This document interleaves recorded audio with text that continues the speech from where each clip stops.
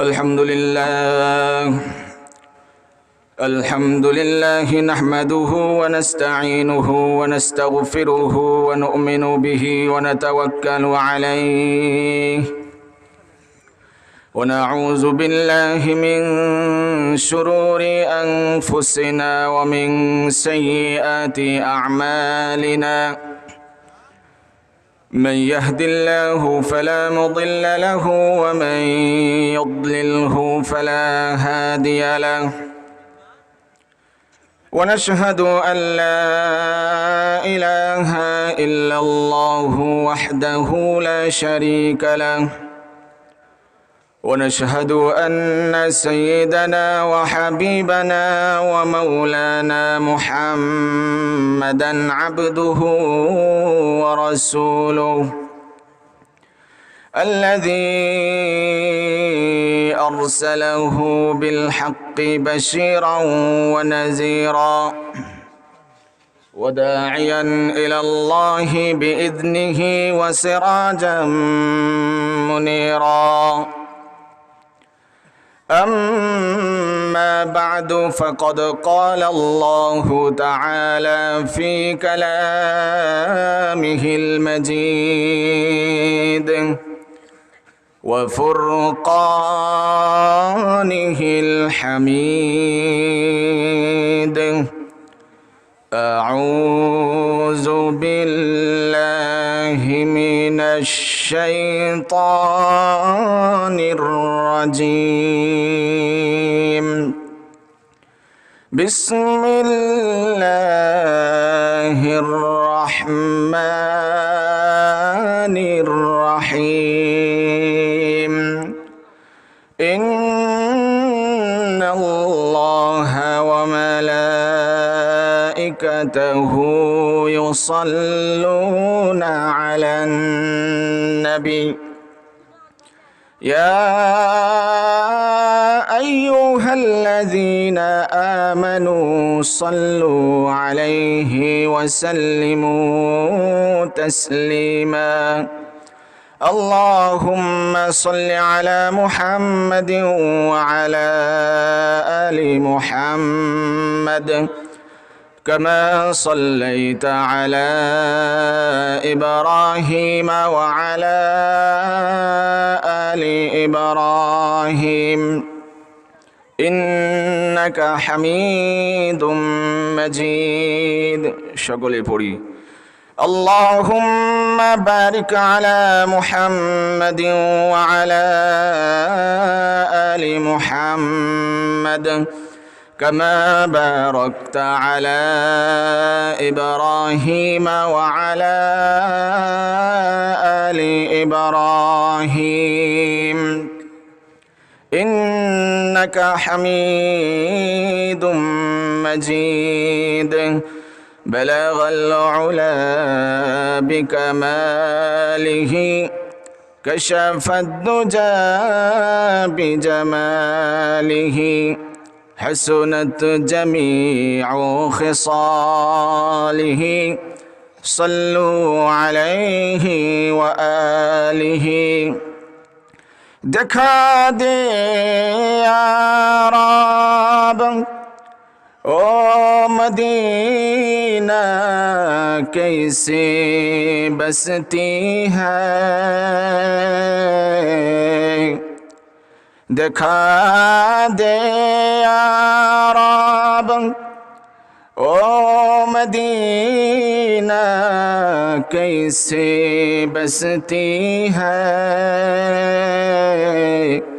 جہاں پر دن رات مولا تیرے رحمت برستی ہے بلغ العلا بکمالہ كشف الدجى بجماله حسنت جميع خصاله صلوا عليه وآله আল্লাহ পাকের দরবারে লাখো কোটি শুকরিয়া জ্ঞাপন করছি যে আল্লাহ রাব্বুল আলামিন আমাদেরকে এই কনকনে শীতের রাত্রিতেও জান্নাতের একটি সামিয়ানার নিচে এসে সমবেত হওয়ার তৌফিক দান করেছেন। কোরআন ও হাদিস থেকে উচ্চারিত দ্বীনি কথাগুলো যে মহান রব্বুল আলামিন আমাদেরকে বলা এবং শোনার জন্য দীর্ঘ সময় পর্যন্ত বসে থাকার তৌফিক দান করেছেন, সেই মহান রবের দরবারে কৃতজ্ঞতার সুরে আকাশ বাতাস প্রকম্পিত করে হৃদয় উজাড় করে সকলে পড়ছি আলহামদুলিল্লাহ। আমরা আল্লাহ রব্বুল আলামিনের দরবারে এজন্য শুকরিয়া জ্ঞাপন করলাম যে আল্লাহ রব্বুল আলামিন আমাদেরকে সুস্থ রেখেছেন এবং এই জান্নাতের সামিয়ানার নিচে এসে বসার সুযোগ করে দিয়েছেন। আমরা নিজ শক্তি বলে কেউ আসতে পারি নাই। আমরা এখানে এসেছি কোরআন ও হাদিস থেকে উচ্চারিত দ্বীনি কথাগুলো বলা এবং শোনার জন্য। সুতরাং এর চেয়ে শ্রেষ্ঠ সমাবেশ, বরকতপূর্ণ মজলিস আসমানের নিচে জমিনের উপরে আর একটিও হতে পারে না। কথা ঠিক কিনা? সবচাইতে উত্তম উৎকৃষ্ট মানের মজলিস হচ্ছে দ্বীনি মজলিস। মাজালিসুল ইলমি হিয়া রাউদাতুম মিন রিয়াদিল জান্নাহ। যেই মজলিসের মধ্যে কোরআন ও হাদিস থেকে আলোচনা করা হয়, যেই মজলিসের মধ্যে আল্লাহ এবং তার রাসূলের গুণগান গাওয়া হয়, আলোচনা করা হয়, ওই মজলিস সাধারণ স্বাভাবিক কোনো মজলিস থাকে না, আল্লাহর জান্নাতে পরিণত হয়ে যায়। তো আমরা এখন জান্নাতের সামিয়ানার নিচে বসে আছি। যতক্ষণ পর্যন্ত আমরা এই সামিয়ানার নিচে বসে থাকব, ততক্ষণ পর্যন্ত আল্লাহর ফেরেশতারা আমাদের প্রতিটি শ্বাস নিঃশ্বাসের বিনিময়ে নেকি লিখতে থাকবেন। সকলে বলি সুবহানাল্লাহ। আল্লাহ রাব্বুল আলামিন এই পৃথিবীতে মানুষ সৃষ্টি করেছেন। মানুষের সার্বজনীন চাহিদা মহান রব্বুল আলামিন পূরণ করেছেন না চাইতেই, বিনা আবেদনে, বিনা দরখাস্তে। আল্লাহ রাব্বুল আলামিন মানব জাতিকে সৃষ্টি করার পরে জ্ঞান, বিজ্ঞান ইত্যাদি শিক্ষা দিয়েছেন। এমনকি মহান রব্বুল আলামিন মানুষকে এমন এমন জিনিস শিক্ষা দিয়েছেন যে জিনিসগুলো মানুষ কোনোদিন জানতো না, কল্পনাও করতো না। এমন এমন জিনিস আল্লাহ রাব্বুল আলামিন মানুষকে শিক্ষা দিয়েছেন। আল্লামাল ইনসানা মা লাম ইয়ালাম। মানুষকে আল্লাহ তাআলা এমন জিনিস শিক্ষা দিয়েছেন যেই জিনিসগুলো মানুষ জানতো না, এমন এমন জিনিস আল্লাহ রাব্বুল আলামিন মানব মণ্ডলীকে শিক্ষা দিয়েছেন। আমাদের জাগতিক হিসাবে, দুনিয়ার লাইন হিসাবে শিক্ষা মূলত দুই প্রকারে বিভক্ত হয়ে থাকে। এক প্রকারের শিক্ষা হচ্ছে জাগতিক শিক্ষা, যেটা একাডেমিক শিক্ষা তথা স্কুল এবং কলেজ কেন্দ্রিক যে শিক্ষা। আরেক প্রকারের শিক্ষা হচ্ছে আরবিক শিক্ষা তথা মাদ্রাসা ভিত্তিক যে শিক্ষা। এই হচ্ছে দুই প্রকারের শিক্ষা। পার্থক্য হচ্ছে, মৌলিক পার্থক্য এটাই, যারা একাডেমিক শিক্ষায় শিক্ষিত হয়, স্কুলে যারা পড়ে, যে বাচ্চাগুলো পড়ে, তাদের টিচার এবং ওই বাচ্চাদের মূল মাকসাদ হয় যেন বইটা পরিপূর্ণভাবে আয়ত্তে আনতে পারে, তার যে সবক, এই সবক যেন পরিপূর্ণভাবে সে মুখস্থ করে আসতে পারে, এটাই মৌলিক টার্গেট হয়। আমার কথাগুলো ভুল হইলে পরবর্তীতে ইনশাল্লাহ আমরা সাজেস্ট করে দিবেন, শুধরে নেব। দ্বিতীয় কথা হচ্ছে, তাদের আর কোনো, সাধারণত বাচ্চাদের পিছনে এতটুকু মেহনতে যথেষ্ট মনে করা হয়। পড়া দিয়েছি, পড়া শিখে আসবা, লেখা দিয়েছি, লিখে নিয়ে আসবা। কিন্তু আরবিক শিক্ষা যেটা, মাদ্রাসা ভিত্তিক শিক্ষা যেটা, এই শিক্ষা এবং জাগতিক শিক্ষার মধ্যে সূক্ষ্ম একটি পার্থক্য রয়েছে। মাদ্রাসার মক্তবে যে বাচ্চাটাকে শিক্ষা দেওয়া হয়, তাকে শুধুমাত্র সবক শিক্ষা দেওয়া হয় না, কিতাবের পাতা শিক্ষা দেওয়া হয় না, বরঞ্চ মাদ্রাসার সেই ৬-৭ বছরের বাচ্চাটা পেশাব করার সময় দাঁড়িয়ে পেশাব করলো না বসে পেশাব করলো, ইস্তেঞ্জায় প্রবেশ করার সময় বাম পা দিয়ে প্রবেশ করলো না ডান পা দিয়ে প্রবেশ করলো, ঢিলা কোলক বাচ্চা ব্যবহার করলো নাকি এমনিতেই চলে আসলো, পেশাব করার পরে সে পানি খরচ করলো না এমনিতেই চলে আসলো। এই হচ্ছে মৌলিক পার্থক্য, যেটা স্কুলের বাচ্চারা সাধারণত এই শিক্ষাটা পায় না সাধারণত, এবং এটার জন্য তাকে খুব রকমের চাপও প্রয়োগ করা হয় না। কিন্তু মাদ্রাসা ভিত্তিক শিক্ষার অর্থ এটাই, যেদিন থেকে সে আলিফ পড়েছে, আলিফ শিখেছে, ওদিন থেকে তার উস্তাদের মেহনত ছিল যে শুধু পড়া পড়লেই হবে না, সুন্নত তরিকায় জীবনকে তোমার পরিচালিত করতে হবে। যার কারণে এই বাচ্চা দাঁড়িয়ে পেশাব করলো নাকি বসে পেশাব করলো, বাম পা দিয়ে প্রবেশ করলো নাকি ডান পা দিয়ে প্রবেশ করলো, ইস্তেঞ্জা সারার পরে সে পরিষ্কার পরিচ্ছন্ন হলো, পবিত্র হলো কিনা, ওযু করে আসলো কিনা, বাচ্চাদের ধারাবাহিক স্বভাব চলতে থাকে। আরবি, বাংলা, অঙ্ক, ইংরেজি সব চলতে থাকে। কিন্তু সেই মক্তবের বাচ্চাটা যখন ইংরেজি বইটাকেও টাচ করতে চায়, সে যখন হাজত সেরে আসে, ওযু সহকারে আবারও সে তার দরসে চলে আসে ইংরেজি বইকে স্পর্শ করার জন্য, মাতৃভাষার বাংলা বইকে স্পর্শ করার জন্য। এই বাচ্চাটা কিন্তু ওযু সহকারে তার দরসে আবারও বসে যায়। তার শিক্ষক যিনি রয়েছেন তার থেকে এটা যাচাই করবেন ওযু করে আসছো কিনা। মাদ্রাসার বাচ্চাদেরকে সবক শেখানোর সাথে সাথে আবার কি জন্য সুন্নতের শিক্ষা দীক্ষা দেওয়া হয়, এর কারণটা কি?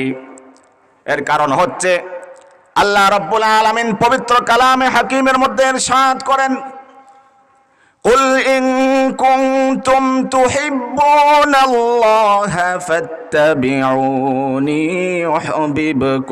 ইউহিব্বুকুমুল্লাহ।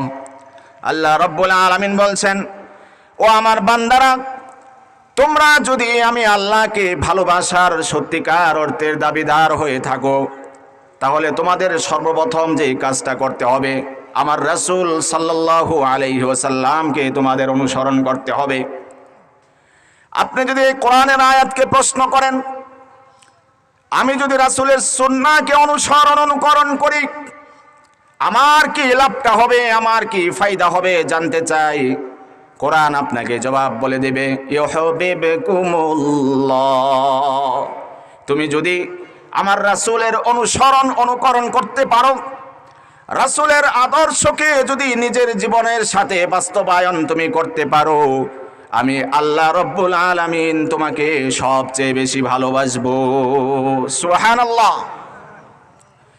বান্দা যখন তার রাসূল সাল্লাল্লাহু আলাইহি ওয়াসাল্লামের ইত্তেবা করবে, রাসূলের আদর্শকে তার জীবনের সাথে বাস্তবায়ন করবে, তখন আল্লাহ রাব্বুল আলামিন ওই বান্দাকে খুব বেশি ভালোবাসবেন। শুধু ভালোবাসবেন এমনটি নয়, ওয়া ইয়াগফির লাকুম যুনুবাকুম, আমি বান্দা তোমার জীবনের যত অন্যায় হয়েছে, যত রকমের অপরাধ তোমার দ্বারা হয়েছে, সমস্ত অপরাধগুলো আমি আল্লাহ মুহূর্তের মধ্যেই ক্ষমা করে দেব। সুবহানাল্লাহ। আল্লাহ রাব্বুল আলামিনের মাগফিরাতটা কেমন, আল্লাহ রাব্বুল আলামিনের ভালোবাসা কেমন? জবাব শুনুন, আল্লাহ রাব্বুল আলামিনের ভালোবাসার এত গভীর, তার ভালোবাসার এত গভীরতা, যেই গভীরতার তলদেশ পর্যন্ত স্পর্শ করা যায় না। আল্লাহ পাকের যে ভালোবাসার গভীরতা, ওই গভীরতা পর্যন্ত কোনো ব্যক্তি পৌঁছতে পারে না। ওই গভীরতা মাপার কোনো পরিমাপ যন্ত্র কিয়ামত পর্যন্ত আবিষ্কার হবে না। আল্লাহ নবীর এক সাহাবী ঘর থেকে বের হয়েছেন, নবীর সাথে মোলাকাত করবেন। পথিমধ্যে একটি গাছের মধ্যে পাখির একটি বাসা দেখতে পেলেন। পাখির বাসার মধ্যে একটি পাখি ছিল, ছোট ছোট দুটি বাচ্চা তার বুকে নিয়ে জড়িয়ে বসেছিল। সাহাবীকে দেখার পরে ওই পাখি দুটির মা চলে গেল উড়াল দিয়ে, আর সাহাবী ছোট ছোট বাচ্চা দুটিকে পেয়ে গেলেন। বাচ্চা দুটি উড়তে পারে না, নড়াচড়া করতে পারে না, অসহায় হয়ে গেল। সাহাবীর মনের মধ্যে দয়া আসলো, ওই বাচ্চা দুটিকে তার কোলে নিয়ে নিল। এইভাবে নবীর দরবারের দিকে অগ্রসর হতে থাকলো। নবীর দরবারে সাহাবী বাচ্চা নিয়ে যাচ্ছে, পিছন দিক থেকে বাচ্চা দুটির মা ওই সাহাবীর মাথা বরাবর বারবার চলে আসে, আবার উড়াল দিয়ে চলে যায়, আবার মাথা বরাবর আসে, আবার উড়াল দিয়ে চলে যায়।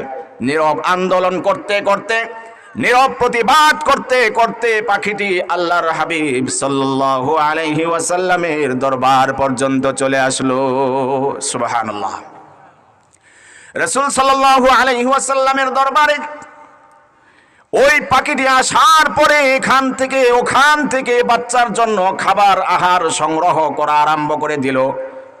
বাচ্চা দুটিকে খাবার দিতে থাকলো। আল্লাহর হাবিব সাল্লাল্লাহু আলাইহি ওয়াসাল্লাম এই দৃশ্য দেখার পরে এতটাই আশ্চর্য বোধ করলেন, এতটা বিস্ময় প্রকাশ তিনি করলেন। নবীজি আল্লাহর নামে কসম করে বললেন, আমি আল্লাহর কসম খেয়ে বলছি, এই পাখি তার বাচ্চা দুটোকে যতটুকু না ভালোবাসে, আমার আল্লাহ রব্বুল আলামিন তার বান্দাকে এর চেয়েও বেশি ভালোবাসেন। সুবহানাল্লাহ। একটা পাখি তার ছোট দুটি বাচ্চাকে যতটুকু না ভালোবাসেন, আল্লাহ রব্বুল আলামিন তার বান্দাকে তার থেকেও শত কোটি কোটি গুণে বেশি ভালোবাসেন। সকলে বলেন সুবহানাল্লাহ। আল্লাহ রব্বুল আলামিনের ভালোবাসার গভীরতা এত বেশি যেটা পরিমাপ করার যন্ত্র কিয়ামত পর্যন্ত আবিষ্কার করা সম্ভব হবে না। এতটাই ভালোবাসা তিনি বান্দাকে বিনিময় করে থাকেন। একটা পাখি তার বাচ্চাকে পিছে পিছে চলে আসলো, খাবার সংগ্রহ করে ওই মজলিসের মধ্যে বাচ্চাকে খাবার পরিবেশন করলো। নবীজি বললেন, এটা দেখে আশ্চর্য হওয়ার কিছু নাই, বরঞ্চ এই বাচ্চাগুলোকে তার মা যতটুকু ভালোবাসে, আল্লাহ রব্বুল আলামিন তার বান্দাকে এর চেয়েও কোটি গুণে বেশি ভালোবাসেন। তার কারণটা কি? আল্লাহ রব্বুল আলামিন তার বান্দাকে কখন ভালোবাসবেন? ওই যে আয়াতের একটি খণ্ডাংশ আমি তেলাওয়াত করেছি, আল্লাহ নবীকে জানিয়ে দিয়েছেন, ফাত্তাবিউনি ইউহিব্বুকুমুল্লাহ। আমার রাসূলকে যদি পরিপূর্ণ ইত্তেবা করতে পারো, আমার রাসূলের পরিপূর্ণ অনুকরণ যদি তোমরা করতে পারো, তাহলে আল্লাহ রব্বুল আলামিন তোমাদেরকে এত বেশি ভালোবাসবেন। আজকে আমাদের শুধু যুব সমাজ নয়, বরং গোটা মুসলিম উম্মার মধ্যে যে অধপতন, যে অবক্ষয় দেখা দিয়েছে, তার মূলে রয়েছে যাকে মডেল বানানো দরকার ছিল, যার আদর্শকে হৃদয়ে লালন করার দরকার ছিল, আমরা সেই রাসূলকে মডেল না বানিয়ে আমরা আজকে মডেল হিসেবে গ্রহণ করেছি পশ্চিমা কালচারকে। আমরা একজন খেলোয়াড়কে ফলো করি, আমরা একজন নায়ককে ফলো করি। তার ড্রেসটা কেমন, তার পরনে পোশাকটা কেমন, তার প্যান্টটা কেমন, রুচি আমাদের মস্তিষ্ক এতটাই বিকৃত হয়েছে, ছিঁড়া ছিঁড়া প্যান্টগুলোকে আমাদের ফ্যাশন মনে হয়। আজকের যুব সমাজ ওদেরকে আইডল মনে করে, ওদেরকে মডেল হিসেবে গ্রহণ করে নিয়েছে। ছিঁড়া প্যান্ট তারা পরিধান করতেও দ্বিধাবোধ করে না। এর একমাত্র কারণ হচ্ছে, যাকে মডেল বানানো দরকার ছিল যুব সমাজ, মুসলিম উম্মাহ, তাকে মডেল হিসাবে গ্রহণ করতে পারে নাই। আজকে মুসলিম উম্মাহ, যুব সমাজ নবীকে মডেল হিসেবে গ্রহণ করে নাই। পশ্চিমা কৃষ্টি কালচার, এমনকি যারা সিনেমা করে, নায়ক যারা, তাদের পোশাক পরিচ্ছদকে অনুকরণ করে, এমনকি তাদের চুলের যে কাটিংটা, আজকের যুব সমাজ তাদের চুলের কাটিং পর্যন্ত নকল করে, এমনকি তাদের দাড়ি নিয়েও বিভিন্ন রকমের স্টাইল করে।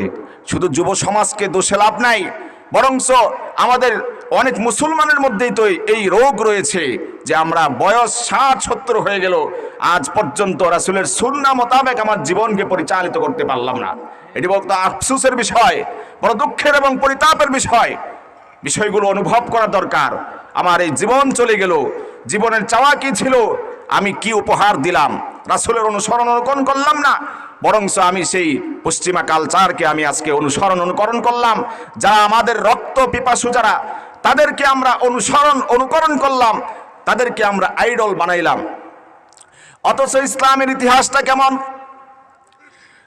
সেই সুদূর আমেরিকা থেকে দাওয়াত ও তাবলীগের একটি বিশেষ জামাত ভারতের হায়দ্রাবাদের একটি জামে মসজিদে আগমন করলো।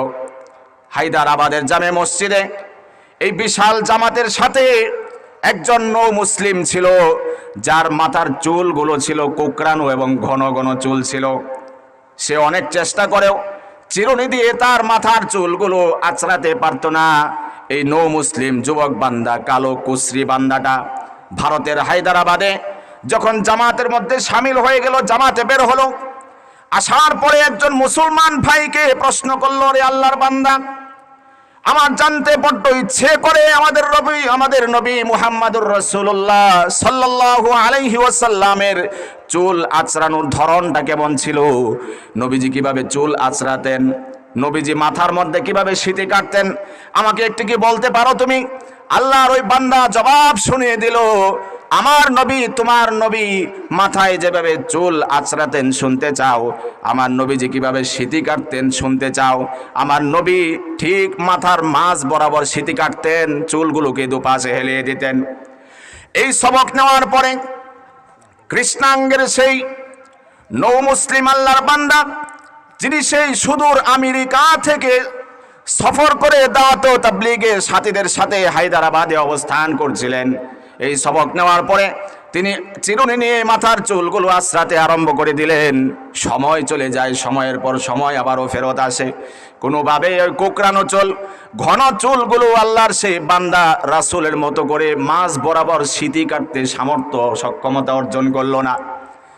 রাত হয়ে গেল, দীর্ঘ রজনী যখন হয়ে গেল, গভীর রজনী হয়ে গেল, আল্লাহর বান্দারা যখন তাহাজ্জুদের জন্য জাগ্রত হতে থাকলো, এমনকি কোন কোন আল্লাহর বান্দা জিকির আজকারে শরীক হয়ে গেল, তাসবিহ তাহলিলে শরীক হয়ে গেল, এমনই মুহূর্তে একটি জান্নাতি পরিবেশ বিরাজ করছিল। এই জান্নাতি পরিবেশ যখন বিরাজ করছিল, হঠাৎ করে ক্ষীণকণ্ঠে চাপা কণ্ঠে একটি কান্নার আওয়াজ ভেসে আসলো। সাথীরা, তবলিগের সাথীরা লাইট জ্বালালো, আলো প্রজ্বলিত করলো। দেখার পরে, আলোকিত করার পরে যেই বিষয়টি তাদের নজরে আসলো, সেই বিষয়টি ছিল অত্যন্ত বিস্ময়কর। সেই বিষয়টি ছিল ঈমান জাগানিয়া। দেখা গেল ওই যে নৌ মুসলিম কালো রঙের মানুষটা, ওই যে ওই দিন সবক জিজ্ঞাসা করেছিল আল্লাহর নবী কিভাবে মাথার মধ্যে আঁচড়াতেন, সিঁথি কাটতেন, ওই আল্লাহর বান্দা তার কপালের মধ্যে হাত রেখে চোখের মধ্যে পানিগুলোকে টলমল করতেছে। আল্লাহর বান্দার চোখ দিয়ে পানি পড়ে, কপালের মধ্যে হাত দেখলো, পুরা মাথাটা রক্তাক্ত হয়ে গেল। মাথার রক্তগুলো এদিক দিয়ে বেয়ে বেয়ে পড়তে আরম্ভ করলো। ডাক্তার খবর দেওয়া হলো, লোকজন জমায়েত হলো। দাওয়াত ও তাবলীগের সাথীরা বলল, ওহে আল্লাহর বান্দা, কিভাবে এই অঘটন ঘটেছে বলো না। আল্লাহর সেই নৌ মুসলিম কৃষ্ণাঙ্গের কালো রঙের বান্দাটা জবাব দিল, বন্ধু শোনো, আমি গত কিছুদিন আগে একটি মাসআলা জেনেছিলাম। আল্লাহর হাবিব সাল্লাল্লাহু আলাইহি ওয়াসাল্লাম তার মাথার মাঝ বরাবর সিঁথি কাটতেন। আমি কোকড়া চুল বিশিষ্ট হওয়ার কারণে, আমার মাথার চুলগুলো ঘন হওয়ার কারণে আমি কোনোভাবে রাসূলের সুন্নতের মতো আমার চুলটাকে আঁচড়াতে পারছিলাম না, সক্ষমতা অর্জন করতে পারছিলাম না। না পেরে সর্বশেষ আমি যেই কাজটি করেছি, আমি খুর হাতে নিয়েছি। খুর হাতে নিয়ে আমি মাথার মাঝ বরাবর সিঁথি কাটার চেষ্টা করেছি। হাজারো চেষ্টা করার পরে আমার মাথার স্কিনটা কেটে গেল, আর আমার গোটা মাথাটা রক্তে রঞ্জিত হয়ে গেল, রক্তে রক্তাক্ত হয়ে গেল। শেষ পর্যন্ত আমার ভিতরে কোনো পরিতাপ নাই, আমার ভিতরে কোনো অনুশোচনা নাই, আমার ভিতরে কোনো আফসোস নাই। শত চেষ্টা করার পরেও, নিজের মাথার স্কিনকে রক্তাক্ত করার পরেও আমি তো আমার আল্লাহর রাসূল সাল্লাল্লাহু আলাইহি ওয়াসাল্লামের একটি সুন্নতের উপর আমল করতে পেরেছি। সুবহানাল্লাহ। আল্লাহর হাবিব সাল্লাল্লাহু আলাইহি ওয়াসাল্লামের একটি সুন্নতের উপর আমল করার জন্য যুবক, যিনি মাত্র নও-মুসলিম হয়েছেন, ইসলাম এবং তাওহীদের সুশীতল ছায়াতলে মাত্র যার আগমন, দাওয়াত ও তাবলীগের সাথে যার সফর, আল্লাহর রাসূলের সেই সুন্নতকে বাস্তবায়ন করার জন্য সে চিরুনি দিয়ে যার পর্যায়ে চেষ্টা করলো, সফলতা অর্জন করতে পারলো না। শেষ পর্যন্ত সে তার মাথার মাঝখান দিয়ে খুর প্রয়োগ করলো। খুর দিয়ে সে মাথাটাকে রক্তাক্ত করে ফেললো, তার মাথাটা রক্তে রঞ্জিত হয়ে গেল। ক্যালকুলেশনের বিষয়, আজকের যুব সমাজ আর একজন নৌ মুসলিম যিনি কৃষ্ণাঙ্গের ছিলেন, তার কি হালত পরিবর্তন, রাসূলের সুন্নতের প্রতি তার কি আকুতি মিনতি জজবা শৌক, এই বিষয়গুলো আমাদের ক্যালকুলেশন করার বিষয়, তাহলে মাহফিল সার্থক হবে। আল্লাহর সেই বান্দা মুস্কি হেসে জবাব দিল, আমার মনের মধ্যে কোনো আফসোস নাই, মনের মতরে ভিতরে কোনো রকমের আফসোস, আমার আপত্তি নাই। আমি শত চেষ্টা করার পরেও, মাথা রক্তাক্ত হওয়ার পরেও আমি তো আমার নবীর একটি সুন্নতের উপর আমল করতে পেরেছি। তবে আমার আফসোস হলো। এই কথা বলতে বলতে আল্লাহর সেই বান্দা কান্নায় জড়িয়ে পড়ল। দাওয়াত ও তাবলীগের সাথীদের উদ্দেশ্য করে বলল, ওহে আল্লাহর বান্দারা, আজ থেকে আরো 8-10 বছর আগে কি জন্য আপনারা আসলেন না? আমি তো আপনাদের দাওয়াত পেয়ে ইসলামের সুশীতল ছায়া তলে প্রবেশ করতে পেরেছি, বড় সৌভাগ্যবান আমি হতে পেরেছি। আজ থেকে 8-10 বছর আগে আমার মা বাবা জীবিত ছিল, ঈমান হারা হয়ে তারা কবরে চলে গেল। আহারে, না জানি কবরে তাদের সাথে কোন রকমের মুআমালা করা হচ্ছে। বেঈমান হয়ে চলে গেল, কাফের মুশরিক হয়ে শিরকের তকমা লাগিয়ে তারা দুনিয়া থেকে বিদায় হয়ে গেল। তারা তো ইসলাম গ্রহণের সুযোগটুকু পেল না। আজ থেকে আরো 10 বছর আগে কি জন্য আসলেন না? এই কথা বলতে বলতে যুবকটি কান্নায় ভেঙে পড়ল। এই হচ্ছে দাওয়াত ও তাবলীগের একটি মেসেজ, দাওয়াত ও তাবলীগের একটি বিশেষ বার্তা। অথচ দুঃখজনক হলেও সত্য যে আজকে দাওয়াত ও তাবলীগকে বন্ধ করে দেওয়ার জন্য, দাওয়াত ও তাবলীগকে নিষিদ্ধ করার জন্য আন্তর্জাতিকভাবে ষড়যন্ত্র চক্রান্ত করা হচ্ছে। কথা ঠিক কিনা? এই কথার অর্থ এটাই, দাওয়াত ও তাবলীগ নিষিদ্ধ করতে পারলেই অন্যায় অবিচারের রাজ কায়েম করা যায়। দাওয়াত ও তাবলীগ নিষিদ্ধ করতে পারলেই নারী মদ নিয়ে আনন্দ উল্লাস করা যায়। দাওয়াত ও তাবলীগ নিষিদ্ধ করতে পারলেই বাম রাম আর পশ্চিমা হায়নাদের সন্তুষ্ট করা যায়।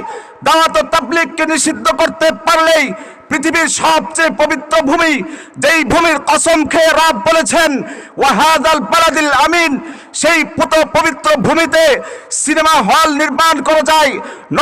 নগ্ন নর্তকী নাচিয়ে সেই পবিত্র ভূমিকে কালিমা যুক্ত করা যায়। নর্তকী নাচে জমকালো কনসার্টের আয়োজন করা যায়। আওয়াজ করে বলেন ঠিক কিনা? আজকে আন্তর্জাতিকভাবে ষড়যন্ত্র করা হচ্ছে। আগে আমরা যদি অনুভব করতে পারি নাই, ওলামায়ে কেরাম আপনাদের কাছে মেসেজ দিয়েছেন, ইহুদি খ্রিস্টানরা দাওয়াত ও তাবলীগের সফলতাকে বিনষ্ট করার জন্য চক্রান্ত করছে। দাওয়াত ও তাবলীগের মধ্যে দুটি ডিভাইড হয়েছে, আমরা অতদিন বুঝাইতে পারি নাই। আজকে তো বোঝার কোনো এটা বাকি থাকতে পারে না যে যেই দেশটাকে বিশ্বের সমস্ত মানুষগুলো রেসপেক্ট করে, যেই দেশকে মানুষ সম্মান প্রদর্শন করে, নবীর দেশ, মক্কা মদিনার দেশ, এই দেশের মানুষ যদি এটাকে নাজায়েজ বলে দেয়, এটাকে নিষিদ্ধ ঘোষণা করে দেয়, তাহলেই তো গোটা বিশ্বের মধ্যে নতুন করে ফিতনা শুরু হবে। আরে সৌদি আরব আমাদের মডেল, মক্কা মদিনা আমাদের মডেল, ওই দেশের আলেমরা কি বুঝে না? ওই দেশের আলেমরা এটাকে বিদআত বলছে, ওই দেশের আলেমরা দাওয়াত ও তাবলীগকে নিষেধ করছে। এরকম একটা যাতে মানুষের মধ্যে অনুপ্রবেশ ঘটে, এটা হচ্ছে বিদেশিদের এবং ইহুদি খ্রিস্টানদের নতুন একটা চক্রান্ত। তবে আমরা হতাশ নই, আমরা জানি ইতিহাস ফিরে আসে বারবার, ইতিহাস থেকে সবক নিতে হয়। আজ থেকে 1450 বছর আগে এই পবিত্র ভূমির লোকেরাই মক্কার জ্যোতি মুহাম্মদুর রাসূলুল্লাহ সাল্লাল্লাহু আলাইহি ওয়াসাল্লামের দাওয়াত ও তাবলীগের মিশনকে বিনষ্ট করা চক্রান্ত করছিল। আল্লাহর হাবিব সাল্লাল্লাহু আলাইহি ওয়াসাল্লামকে আল্লাহ রাব্বুল আলামিন যখন নবুয়ত দিলেন, নবুয়ত প্রাপ্তির পরে নবীকে জানিয়ে দিলেন ওয়া আনজির আশিরাতাকাল আকরাবিন, নবী হে, আপনি আপনার পরিবার পরিজনকে দাওয়াত দেন। আল্লাহ রাব্বুল আলামিন আরো বললেন ইয়া আইয়ুহার রাসূল বাল্লিগ মা উনজিলা ইলাইকা মির রাব্বিক, নবীজি আমি আপনাকে যে কোরআন দিয়েছি, যে ইসলামের দ্বারা আপনাকে সুসম্মানিত করেছি, ওই ইসলামের দাওয়াত, ওই ইসলামের তাবলীগ গোটা বিশ্বে আপনি ছড়িয়ে দিন। এই এলান পাওয়ার পরে বিশ্বনবী মুহাম্মদুর রাসূলুল্লাহ সাল্লাল্লাহু আলাইহি ওয়াসাল্লাম নীরবে নিরালায় তিনটি বছর পর্যন্ত দাওয়াত ও তাবলীগ পরিচালনা করলেন। এরপরে এই 3 বছরে মাত্র 30 থেকে কিছু মানুষ, বেশি মানুষ ইসলামের সুশীতল ছায়াতলে আগমন ঘটল। এরপরে আল্লাহ রাব্বুল আলামিন আয়াত নাজিল করলেন ফাসদা বিমা তু'মারু ওয়া আ'রিদ আনিল মুশরিকিন। আল্লাহ রাব্বুল আলামিন এবার জানিয়ে দিলেন নবী হে, আর নীরবে নির্জনে নিরালায় দাওয়াত ও তাবলীগ নয়, এখন থেকে ওপেন প্রকাশ্যে দিবালোকে গোটা বিশ্বের মধ্যে আপনি তাবলীগের মিশনকে সয়লাভ করে দিন। নবীজি এলান পাওয়ার পরে মক্কার সেই ঐতিহাসিক সাফা পর্বতে আরোহণ করলেন। আরোহণ করার পরে গোত্রীয় ব্যক্তিদেরকে, লিডারদেরকে আহ্বান জানালেন। আহ্বান দেওয়ার পরে লোকেরা যখন জমায়েত হয়ে গেল, নবীজি বললেন তোমাদের যে মতাদর্শ, এই মতাদর্শ দেখে যদি তোমরা ফিরে না আসো, আল্লাহ রাব্বুল আলামিন তোমাদেরকে জাহান্নামের আগুনে প্রজ্বলিত করবেন। এই মেসেজ যখন নবীজি দাওয়াত ও তাবলীগের মাধ্যমে পৌঁছায় দিলেন, সর্বপ্রথম আবু লাহাব হুঙ্কার দিয়ে উঠল, হাতে একটি পাথর নিল আর বলল তাব্বাল্লাকা সাইরাল ইয়াউমি আলিহাযা জামাতানা। মুহাম্মদ, এমন একটি অনর্থক কথা বলার জন্যই কি তুমি আমাদেরকে এখানে সমবেত করেছো? এমন একটি নগণ্য জঘন্য কথা বলার জন্যই কি আমাদেরকে এখানে সমবেত করেছো? তোমার গোটা দিন বরবাদ হয়ে যাক, তুমি ধ্বংস হয়ে যাও। কিন্তু আল্লাহ রব্বুল আলামিন এটা সহ্য করলেন না। আল্লাহ রব্বুল আলামিন জানিয়ে দিলেন, তাব্বাত ইয়াদা আবি লাহাবিন ওয়া তাব। না না, আমার নবী ধ্বংস হবে না, বরং তুমি আবু লাহাব সপরিবারে ধ্বংস হয়ে যাবে। অবশেষে আমরা দেখেছি, আমরা শুনেছি, ইতিহাস পড়েছি, হাদিস পড়েছি, আবু লাহাব তার সপরিবারে ধ্বংস হয়েছিল। যে আবু লাহাব দাওয়াত ও তাবলীগের মিশনকে চক্রান্ত করতে চেয়েছিল, এই দাওয়াত ও তাবলীগের মিশনকে নস্যাৎ করতে চেয়েছিল, আল্লাহ রাব্বুল আলামিন তাকেই দুনিয়া থেকে বিলুপ্ত করে দিলেন, নস্যাৎ করে দিলেন। এরপরে কুরাইশ গোত্রের লোকেরা নবীজির জিম্মাদার চাচা আবু তালেবের বরাবর দরখাস্ত করলো, আবু তালেব, তোমার ভাতিজার জিম্মাদার যে তুমি নিয়েছো, তোমার ভাতিজা তো আমাদের যে ধর্ম রয়েছে এই ধর্মের মধ্যে চুন কালি মেখে দিয়েছে, ধর্মের অসারতা প্রমাণ করছে, নতুন এক ধর্মের দিকে দাওয়াত দিচ্ছে, তাবলীগ করছে। না না, এটা হতে দেওয়া হবে না, তোমার ভাতিজাকে তুমি সামলাও। এই কথা বলে তারা চলে গেল। আবার চলে আসলো, তোমার ভাতিজাকে তোমরা সামলাও, নতুবা তোমার সাথে যুদ্ধ বিগ্রহ আমরা লিপ্ত হয়ে যাব। এই মেসেজ পাওয়ার পরে আবু তালেব বিশ্বনবী মুহাম্মদুর রাসূলুল্লাহ সাল্লাল্লাহু আলাইহি ওয়াসাল্লামকে বললেন, ভাতিজা, তোমার ব্যাপারে এরকম নোটিশ জারি করা হয়েছে, আসো না, ফিরে আসো। যে দাওয়াত তুমি দিচ্ছ আমি জানি সত্য, তবু পরিহার করো। নবীজি জবাব দিলেন, চাচা যান, ওরা যদি আমার এক হাতের মধ্যে ওই সুদূর আসমান থেকে চন্দ্র এনে দেয়, অপর হাতের মধ্যে যদি আসমান থেকে সূর্যটা এনে দেয়, এর বিনিময়ে যদি চায় আমি যে মিশন দাওয়াত ও তাবলীগ পরিচালনা করছি এর থেকে ফিরে আসি, আল্লাহর নামের কসম দিয়ে বলছি আমি এক চুল পরিমাণ পিছপা হব না। সুবহানাল্লাহ। আল্লাহ রাব্বুল আলামিনের যে দাওয়াত তাবলীগ রাসূলের মাধ্যমে করাবেন, নবীজি সেই মিশন চালিয়ে যাবেন। ব্যর্থ কণ্ঠে হুঙ্কার ছুড়লেন। চাচা, ওদের হুঙ্কার, ওদের চোখকাঙ্কে আমি ভয় পাই না, বরঞ্চ আমাকে আল্লাহ রাব্বুল আলামিন যে জিম্মাদারি দিয়েছেন দাওয়াত ও তাবলীগের জন্যই যার সৃষ্টি হয়েছে, সেই মুহাম্মদ দাওয়াত ও তাবলীগ থেকে এক চুল পরিমাণ পিছপা হতে রাজি না। বিশ্বনবী সাল্লাল্লাহু আলাইহি ওয়াসাল্লাম মক্কার গোটার জিন্দেগি পর্যন্ত দাওয়াত দিলেন। মক্কায় সফলতা অর্জন করতে না পেরে বড় আশা বাসনা নিয়ে তায়েফের দিকে গমন করলেন, যাত্রা করলেন। তায়েফে গিয়েও তিনি খুব বেশি সাকসেসফুল হতে পারলেন না। গোত্রীয় তিনজন লিডারের কাছে গেল, তারা অপমান আর অপদস্থ লাঞ্ছিত করে নবীকে তাড়িয়ে দিল। নবীজি চলে আসলো, মনে ব্যথা নিয়ে চলে আসলো। পাশে রাস্তার দুপাশ দিয়ে দুষ্ট যুবকেরা দাঁড়িয়ে গেল, আর আপনার আমার নবীকে পাথর মেরে মেরে রক্তাক্ত করে দিল। নবীজি 13 বছর পর্যন্ত এই মক্কার জিন্দেগিতে দাওয়াত ও তাবলীগ প্রচার করলেন। নবীজি শেষ পর্যন্ত সহ্য করতে না পেরে আল্লাহ রাব্বুল আলামিনের আদেশ পাওয়ার পরে তিনি হিজরত করে মদিনায় চলে গেলেন। মদিনায় নবীজির বড় এক সফলতা। 10ম হিজরি চলে আসলো। 10ম হিজরির বিদায় হজের বাসনে আল্লাহর হাবিব সাল্লাল্লাহু আলাইহি ওয়াসাল্লাম 1.25 লক্ষ সাহাবায়ে কেরামের সামনে যে ঐতিহাসিক ভাষণ পেশ করেছিলেন, তার একটি খণ্ডাংশ ছিল, ও আমার সাহাবীরা, ও আমার উম্মতেরা, আমাকে যে আল্লাহ রাব্বুল আলামিন তাবলীগ করার জন্য বলেছিল, বাল্লিগ মা উনজিলা ইলাইকা মির রাব্বিক, আমি কি সেই তাবলীগ করতে পেরেছি কিনা? সমস্ত সাহাবীরা যৌথ কণ্ঠে সমস্বরে জবাব দিল, ইয়া রাসূলুল্লাহ, ইয়া হাবিবাল্লাহ, অবশ্যই অবশ্যই আপনি আপনার জিম্মাদারি পরিপূর্ণ করে দিয়েছেন। আল্লাহর হাবিব সাল্লাল্লাহু আলাইহি ওয়াসাল্লাম খুশি হয়ে গেলেন। আকাশের দিকে শাহাদাত আঙ্গুল উঁচু করলেন আর বললেন, আল্লাহুম্মা ফাশহাদ, আল্লাহুম্মা ফাশহাদ, আল্লাহুম্মা ফাশহাদ। আল্লাহ তুমি সাক্ষী থেকো। এই যে 1.25 লক্ষ সাহাবায়ে কেরাম, সমস্ত সাহাবীরা সমস্বরে যৌথ কণ্ঠে জবাব দিয়ে বলছে, আমি নাকি আমার জিম্মাদারি পরিপূর্ণ রূপে পালন করতে পেরেছি। এই কথা বলার পরে বিশ্বনবী চলে যাবেন বুঝতে পারলেন। জিম্মাদারি দিয়ে গেলেন সাহাবীদেরকে, উম্মতকে। কিয়ামত পর্যন্ত যত উম্মত আসবে সমস্ত উম্মতের কাছে তাবলীগের জিম্মাদারি দিয়ে গেলেন। নবীজি বললেন, লিউবাল্লিগুশ শাহিদ মিনকুমুল গায়েব। আজকে যারা উপস্থিত রয়েছ, এখানে যারা আসতে পারে নাই, উপস্থিত নাই, মেহেরবানি করে আমার এই মেসেজ সবার কাছে পৌঁছায় দিবা, সবাই যেন তাবলীগ করে। নবীজি আরো বললেন, বাল্লিগু আন্নী ওয়ালাউ আয়া। গোটা উম্মতকে সম্বোধন করে নবীজি বললেন, তাবলীগ করো আমার পক্ষ থেকে, যদি একটি বাণীও তোমরা জানো সেই বাণীটাকে উম্মতের মাঝে পেশ করো। নবীজি আমাকে আপনাকে জিম্মাদারি দিয়েছেন। ওই সময় কাফের মুশরিকেরা খুব চক্রান্ত করেছিল, নবীর এই দাওয়াত ও তাবলীগের মিশনকে বিনষ্ট করার জন্য পায়তারা করেছিল। অতএব আমরা হতাশ নই। 1450 বছর আগে যেমন তারা নবীর এই তাবলীগকে বিনষ্ট করতে পারে নাই, 1450 বছর পরেও নবীর এই জিম্মাদারি দাওয়াত ও তাবলীগকে তারা বিনষ্ট করতে পারবে না। কথা ঠিক কিনা? আজকে আমরা হতাশ নই, আমরা এই বিশ্বাসী যে এই দাওয়াত ও তাবলীগকে মিশনকে বন্ধ করার জন্য সর্বপ্রথম সেই সৌদি আরব থেকে আওয়াজ উঠেছিল। তারা দাওয়াত ও তাবলীগকে বিনষ্ট করতে সফলতা অর্জন করতে পারেনি। আজকে সেই 1450 বছর পরেও সেই সৌদি থেকেই দাওয়াত ও তাবলীগকে নিষিদ্ধ করার জন্য আন্তর্জাতিকভাবে চক্রান্ত করা হচ্ছে।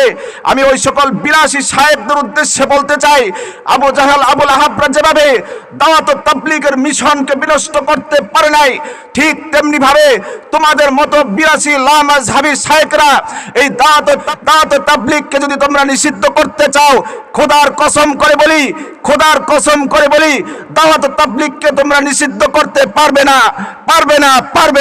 চিৎকার করে বলেন ঠিক কিনা? 1450 বছর আগেও ওখান থেকেই, ওই ভূমি থেকেই দাওয়াত ও তাবলীগকে মিশনকে বন্ধ করার জন্য এক চক্রান্ত হয়েছিল।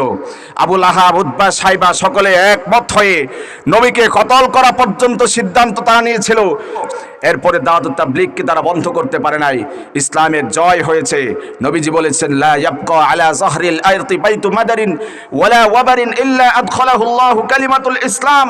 দাওয়াত ও তাবলীগ এমন একটি মিশন, কিয়ামত পর্যন্ত এই পৃথিবীর বুকে, এই ভূমণ্ডলে যত রকমের বাড়িঘর রয়েছে, সেটা কাঁচা বাড়ি হোক, গহীন জঙ্গলে হোক, বিটা বাড়ি হোক, ইমারত বিল্ডিং হোক, সমস্ত বিল্ডিং, সমস্ত কাঁচা বাড়িতে ইসলামের দাওয়াত, ইসলামের তাবলীগ পৌঁছবেই। কথা বলেন ঠিক কিনা? আল্লাহর হাবিব সাল্লাল্লাহু আলাইহি ওয়াসাল্লাম ভবিষ্যৎবাণী করেছেন, একটি ঘর বাকি থাকবে না, সেটি কাঁচা ঘর হোক, গ্রামের অঞ্চলের ঘর হোক, বিশাল বহুল বিল্ডিং হোক, একটি ঘর বাকি থাকবে না যেখানে ইসলামের আওয়াজ পৌঁছবে না। এই খেদমতটি বিশেষভাবে করে যাচ্ছেন দাওয়াত ও তাবলীগের সাথীরা। অতএব সৌদিকে দলিল বানানোর কোনো সুযোগ নাই, কোনো রকমের সুযোগ নাই। আমাদের দলিল হচ্ছে কোরআন এবং সুন্নাহ। সৌদি বা কোনো দেশ আমাদের দলিল নয়। কোরআন যেটা আমাদেরকে মেসেজ দিবে, সুন্নাহ রাসূলের হাদিস যেটা আমাদেরকে মেসেজ দিবে, সেটি হচ্ছে আমাদের মানার বিষয়, সেটি হচ্ছে আমাদের আমলের বিষয়। কিন্তু ওই যে কোন দেশ একটা চক্রান্ত শুরু করে দিল, কোন দেশ একটা ষড়যন্ত্র শুরু করে দিল, কোন দেশ বলে দিল এটা হারাম, ওটা নাজায়েজ, ওটা বেদাত, ওটা বলার সুযোগ নাই।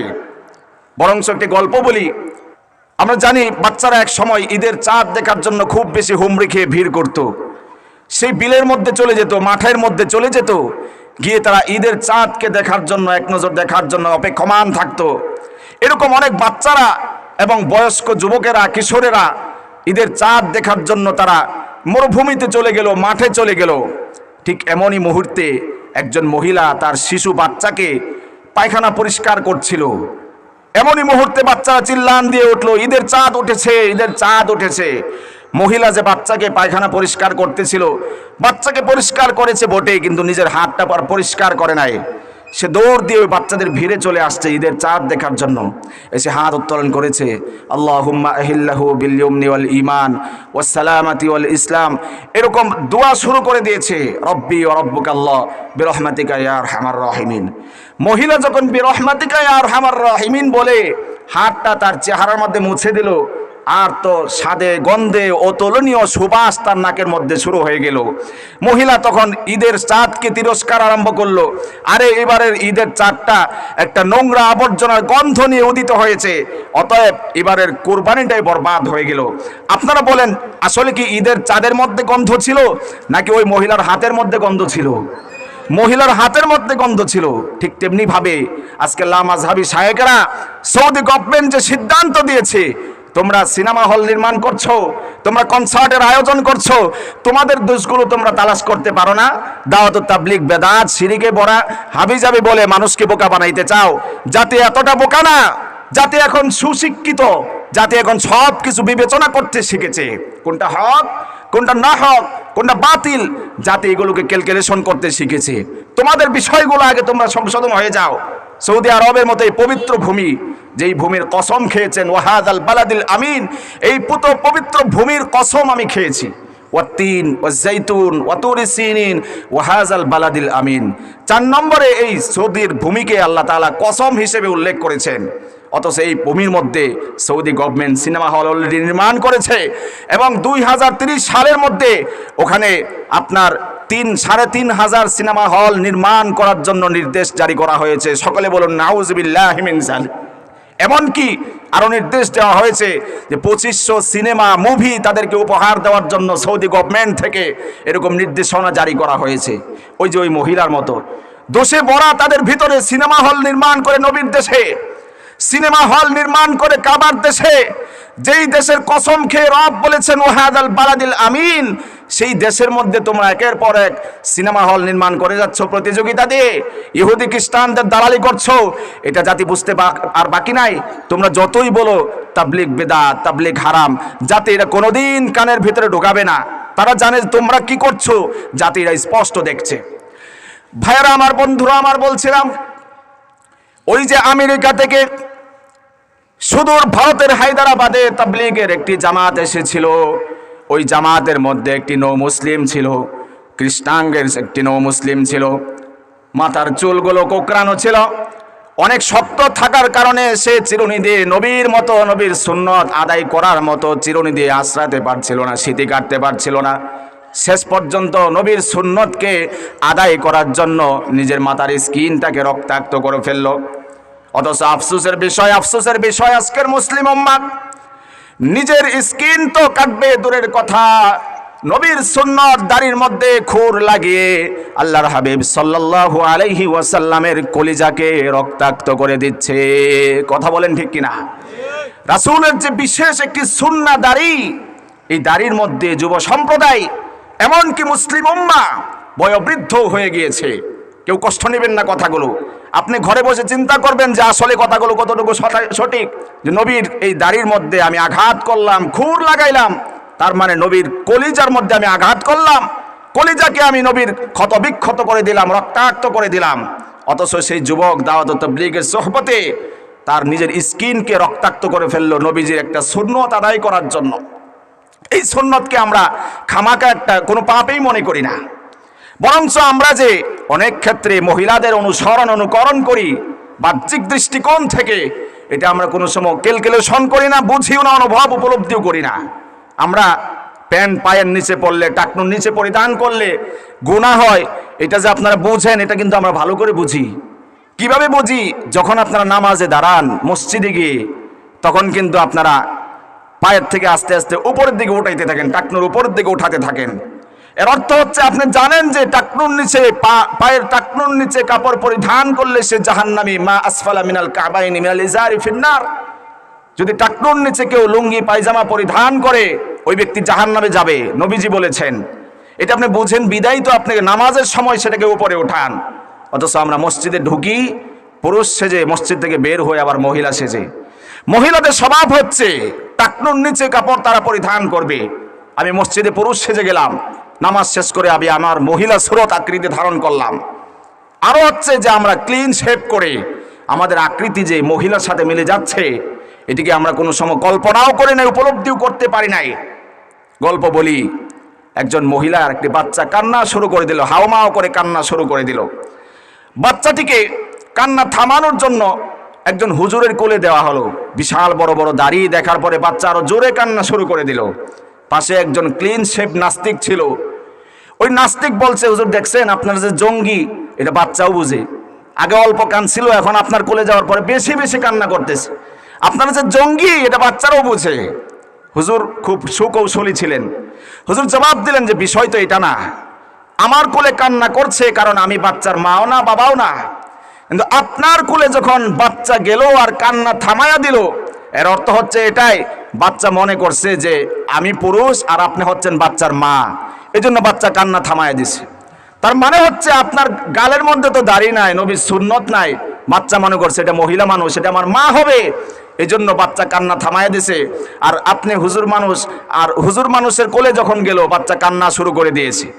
কারণ হুজুর যে পুরুষ এটা তার একটা সুচিত্র তার মুখের মধ্যে রাসূলের সুন্নাত, এজন্য ওই বাচ্চাটা কান্না করছিল। আর ওই পুরুষের কাছে যখন গেল বাচ্চা কান্না থামাইয়া দিল। আমরা অনেকে বলি যে দাড়ি রাখা সুন্নত, বিষয়টি এমন না, যদিও মতপার্থক্য রয়েছে, কিন্তু উল্লেখযোগ্য মতামত হচ্ছে যে রাসূলের সুন্নত তো বটেই, বরংস দাড়ি রাখা এটা ওয়াজিবের পর্যায়ের। দাড়ি রাখা কি ভাই? ওয়াজিবের পর্যায়ের। কথা বলেন, পরবর্তীতে আরো সুন্দর সুন্দর বক্তারা আছে, সুন্দর আলোচনা করবেন। তো ওই দাড়ি রাখাটা হচ্ছে ওয়াজিবের পর্যায়ের। আজকে আপনি নামাজ পড়েন, ভালো মুসল্লি, ভালো কথা, সিজদা করেন, যদি আপনার মুখে দাড়ি না থাকে 24টা ঘন্টা আপনার গুনাহ হতে থাকে। ওলামায়ে কেরাম বলেন, আমার কথা না, 24 ঘন্টা পর্যন্ত আপনার গুনাহ হয়। সিজদায় গেছেন, আল্লাহকে সুবহান রাব্বিয়াল আলা বলে তাজিম করছেন, গুনাহ আপনার গালের মধ্যে লেগে আছে। বাইতুল্লাহর হাজরে আসওয়াদকে আমি চুম্বন করছেন, গুনাহ আপনার গালের মধ্যে লেগে আছে। বাইতুল্লাহ তাওয়াফ করছেন, 24 ঘন্টা গুনাহ আপনার গালের মধ্যে লেগে আছে। আবার যখন মদিনার রাসূলের সামনে গিয়ে আসসালাতু ওয়াসসালামু আলাইকা ইয়া রাসূলুল্লাহ বলে সালাম বিনিময় করছেন, ওই সময়টাতেও দাড়িগুলো আপনার সাথে নাই, তার মানে ওই সময়ও আপনার গুনাহ হচ্ছে। শয়তানকে অসন্তুষ্ট করার জন্য আপনি কঙ্কর নিক্ষেপ করছেন, তখনও গুনাহ আপনার গালের মধ্যে লেগে আছে। এজন্য দাড়ি উল্লেখযোগ্য একটি ওয়াজিব। আজকে আমার এখান থেকে মেসেজ থাকবে, অবশ্যই দু একজন মুসলমান, দু একজন রাসূলের উম্মত, সে যুবক হোক বা মুরব্বী হোক, একজন অবশ্যই আমি এখান থেকে তৈয়ার করতে চাই যারা আর কোনোদিন রাসূলের সুন্নাহর মধ্যে আঘাত করবে না। রাসূলের সুন্নাহর মধ্যে আঘাত করলে সবচেয়ে স্পষ্ট যে গুনাহটি, মরণের সময় আপনার খাটিয়ায় চড়ে আপনি কবরের দিকে চলে যাবেন। আপনি নামাজি ছিলেন কিনা মানুষ জানবে না, মদখোর ছিলেন কিনা মানুষ জানবে না, গান বাদ্যের ভিতরে আপনি লিপ্ত থাকতেন কিনা মানুষ আপনাকে জানবে না, আপনি নাফরমান ছিলেন কিনা মানুষ এটাও জানবে না, গুনাহগার ছিলেন কিনা মানুষ জানবে না। কিন্তু আপনি যখন ক্লিন শেভ করে কবর দেশের যাত্রী হয়ে গেলেন, সমস্ত মানুষ আপনার চেহারাটা দেখবে আর মনে মনে কল্পনা করবে, এ তো রাসূলের বিদ্রোহী, রাসূলের দুশ্মন, রাসূলের সুন্নাহগুলোকে কেটে কেটে রাসূলের কলিজাকে রক্তাক্ত করেছে, রাসূলের সাথে বিদ্রোহ পোষণ করে কবরের দিকে রওনা হয়েছে। নবীজিকে যখন দেখে বলা হবে মান হাদার রাজুল, ওই যে ব্যক্তিটিকে দেখতে পাচ্ছ উনিকে, আপনার এই চেহারা দেখার পরে কবর দেশের মধ্যে নবীজি যদি চেহারা ফিরাইয়া নেন, এর চেয়ে বদনসিবি আর কিছু হবে না। আপনি বলতে পারলেন আমার রব আল্লাহ, আমার দ্বীন ইসলাম বলতে পারলেন, কিন্তু যখন বলা হলো ওই লোকটিকে, নবী যদি চেহারা ফিরাইয়া নেন, না তোমার গালে দাড়ি নাই, তুমি আমার উম্মত না, তাহলে ওইখানেই আমি আপনি আক্রান্ত হয়ে যাব। অথচ দাড়িগুলো যদি রেখে দেওয়া হয়, ছোট্ট একটি উদাহরণ দিয়ে বলে বুঝবেন, একজন মা যদি তার সন্তানকে হারিয়ে ফেলে, সন্তানের কোনো একটি স্মৃতি যদি বাসা বাড়িতে থেকে যায়, সন্তানের ওই স্মৃতিগুলোকে মা বুকে লালন করে বারবার শার্টগুলোর দিকে, পোশাকের দিকে তাকিয়ে থাকে। আবার যদি বাচ্চার একটা ছবি তার কাছে থাকে, বাচ্চার ছবি যদি মায়ের কাছে থাকে, ওই ছবিটাকে বারবার কোলের মধ্যে নেয়, চেহারার মধ্যে নেয় আর চুমকায়, আমার মানিক, আমার ধন আমাকে ছেড়ে চলে গেল। পার্শ্ববর্তী মানুষ যদি বলে, আহারে তোমার বাচ্চা তো চলে গেছে, এই ছবিটা রাখার দরকার কি, পড়ে ফেলো না। ওই জনম দক্ষিণে মা জবাব দিবে, না না না না, আমি আমার বাচ্চার ছবি পড়তে পারবো না, আমি আমার মানিকের ছবি পড়তে পারবো না, আমার এই হীরা টুকরা ধনের ছবি আমি পড়তে পারবো না। বোঝার বিষয় হচ্ছে, একজন মা যেমন তার সন্তানের ছবিটাকে পড়তে পারে না, আপনি আমি যদি দাড়ি রেখে দেই, আল্লাহ রব্বুল আলামিন যদি কাল কিয়ামতের ময়দানে আপনার আমার দাড়িগুলো দেখে, তাহলে অবশ্যই যে আল্লাহ রব্বুল আলামিন আপনাকে আমাকে এত ভালোবাসেন, হতে পারে এই রাসূলের সুন্নাহর উসিলায় আপনাকে ওই দিনে আপনাকে নাজাত দিয়ে দিবেন। কথা ঠিক কিনা? আল্লাহ রব্বুল আলামিন যদি দেখে যে আমার রাসূলের সুন্নত নিয়ে এসেছে এই বান্দা, হতে পারে আল্লাহ রব্বুল আলামিন এই একটা সুন্নতের কারণে সেদিন মুক্তি দিয়ে দিবেন। হযরত আশরাফ আলী থানভী রাহমাতুল্লাহি আলাইহির একজন খাদেম ছিলেন, খলিফা ছিলেন, যার নাম ছিল আজিজুল হাসান মাজজুব রহিমাহুল্লাহ। ওই আজিজুল হাসান মাজজুব রহমাতুল্লাহি আলাইহিকে তার মুরিদরা প্রশ্ন করল, ওহে আল্লাহর ওলি, আল্লাহর বান্দা, জীবন ভর তো আপনাকে অনেক বন্দেগী করতে দেখেছি, অনেক আমল করতে আপনাকে দেখেছি। যদি আল্লাহ রব্বুল আলামিন কাল কিয়ামতের ময়দানে জিজ্ঞাসা করেন, আজিজুল হাসান তুমি আমার নিকট কোন আমল নিয়ে এসেছো যার বিনিময়ে আমি তোমাকে মাফ করতে পারি, তাহলে কি জবাব দিবেন? হযরত আজিজুল হাসান মাজজুব রহমাতুল্লাহি আলাইহি বলেন, তেরে महबूब की या रब शबाहत लेकर आया हो, तेरे महबूब की या रब शबाहत लेकर आया हो, हकीकत इसको तू कर दे मैं सूरत लेकर आया हो।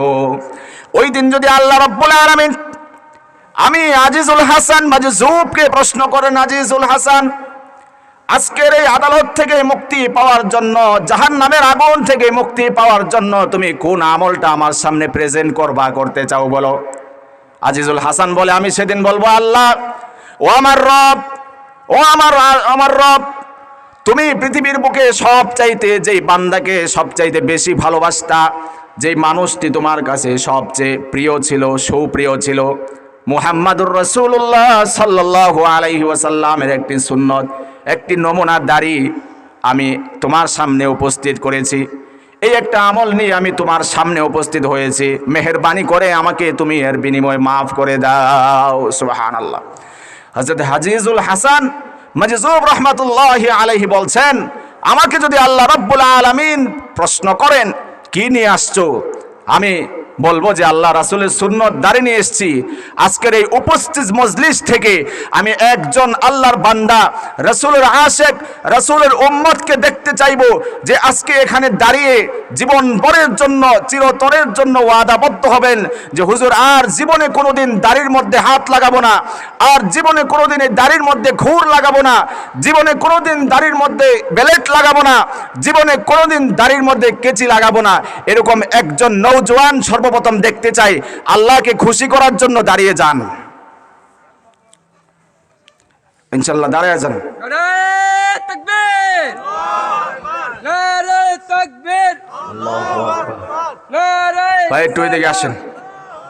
যারা ইনশাআল্লাহ নতুন করে দাঁড়িয়ে রাখার জন্য প্রতিজ্ঞাবদ্ধ হচ্ছি, যেহেতু আজকে যুবকদের উদ্দেশ্যে মাহফিল, আজকে আমরা যদি নতুন করে দাঁড়িয়ে রাখার জন্য উদ্বুদ্ধ হতে পারি, রাখার জন্য প্রতিজ্ঞাবদ্ধ হতে পারি, তাহলে আজকের এই মাহফিল সফল হয়ে যাবে।